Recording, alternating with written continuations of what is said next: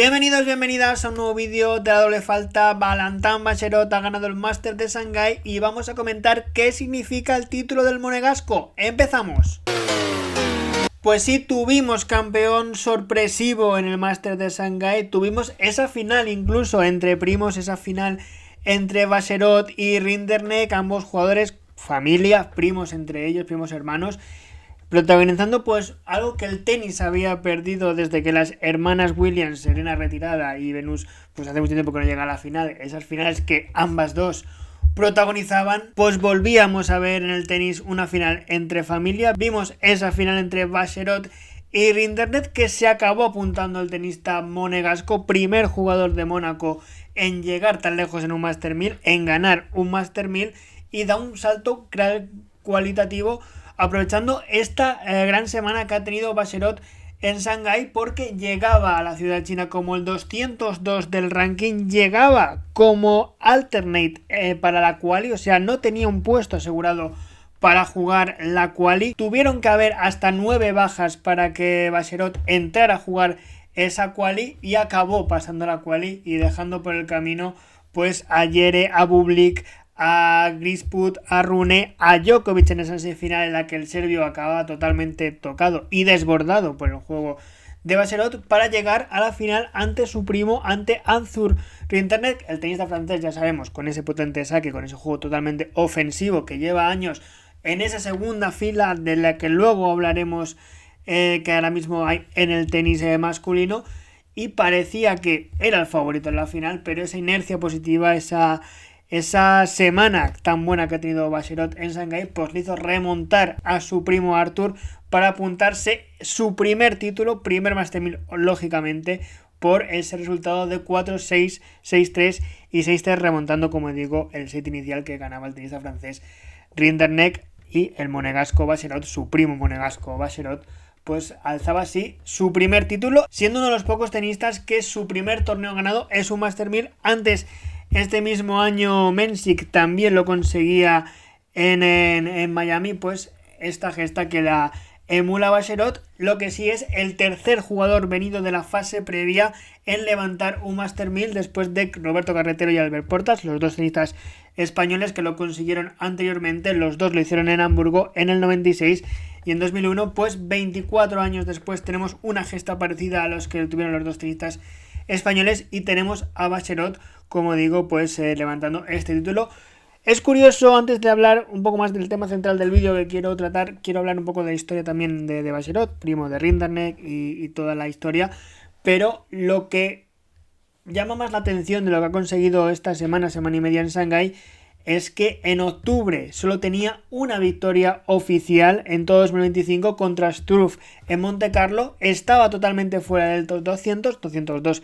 es como llegaba a Shanghái, y pues no tenía, como lo comentábamos antes, no tenía ese puesto fijo en la cual y tuvieron que haber 9 bajas para que entrara, y 9 partidos después gana el torneo. La historia es un poco más todavía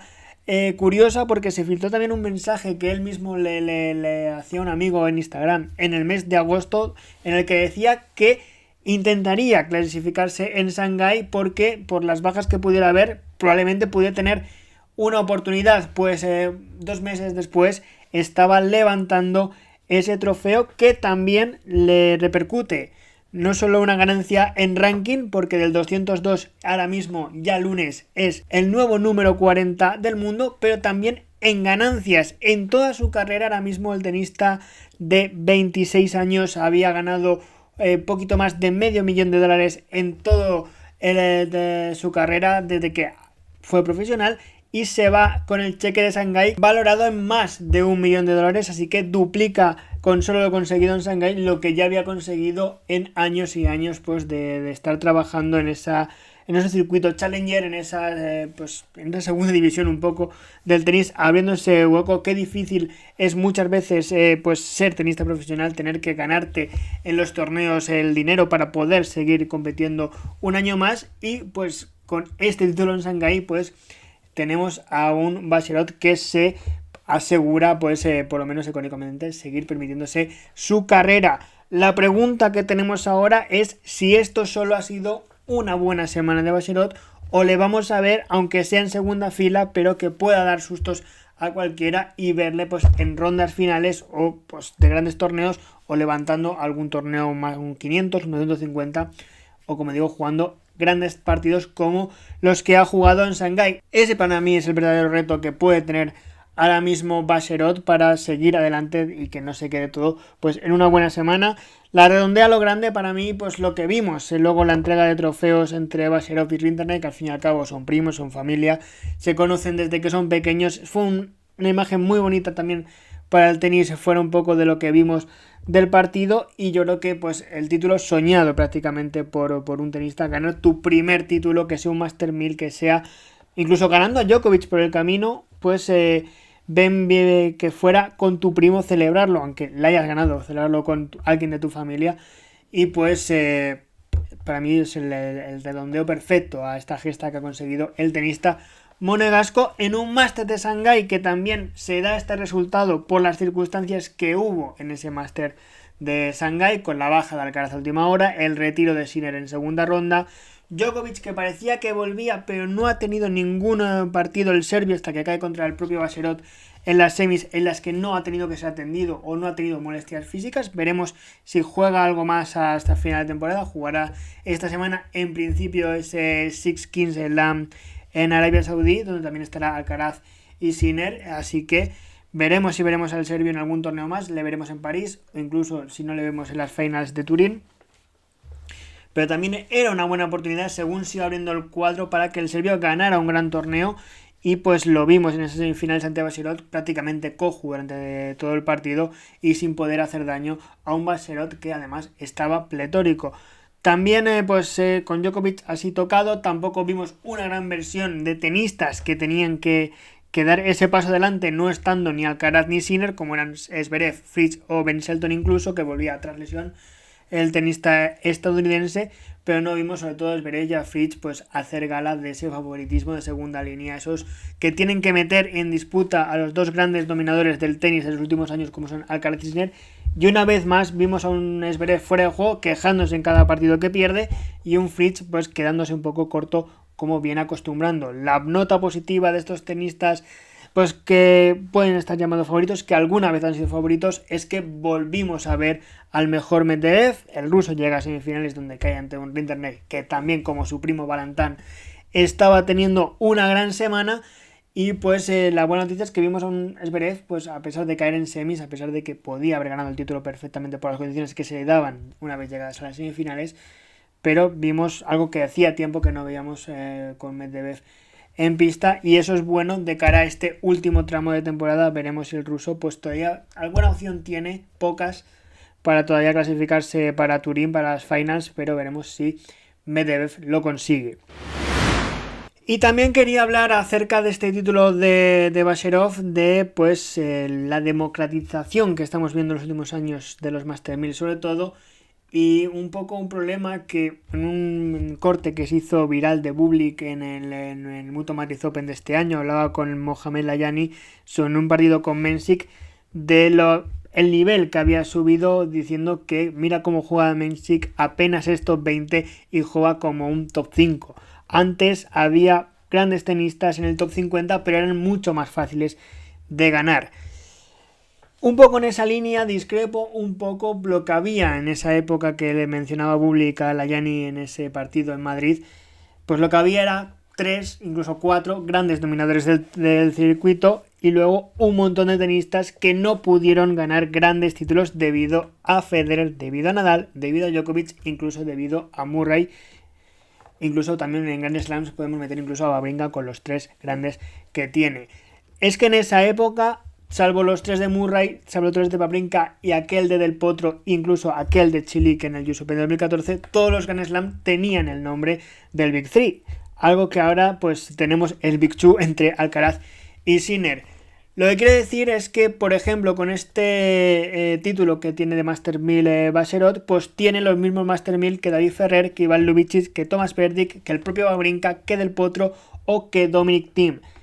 Tenistas que han sido pues de los mejores en los últimos 20 años y que no han podido ganar más de lo que han ganado debido a que había 3 tipos que no dejaban opción al resto de tenistas. Si vemos los ganadores incluso de Master 1000 de este año, tenemos el primer título de Draper de Master 1000, el primer título y el primer Master 1000 de Mensik en Miami, el primer Master 1000 de Ruud en Madrid, el primer Master 1000 de Sentol en Toronto y ahora el primer título de Vacherot, contando la final de Rinderknech, contando incluso Khachanov en Toronto también llegando a la final, contando a Musetti, contando el título de Popirir en Canadá del año pasado, contando la final de Humbert en París y de Jarry en Roma, también cuando Borna Choric ganó, siendo más allá del 150 también en Cincinnati en 2022, estamos viendo cómo tenistas de segunda línea tienen oportunidades que quizás antes no tenían, y la pregunta más allá es que si esa segunda línea, los que mencionábamos antes, Zverev, Fritz,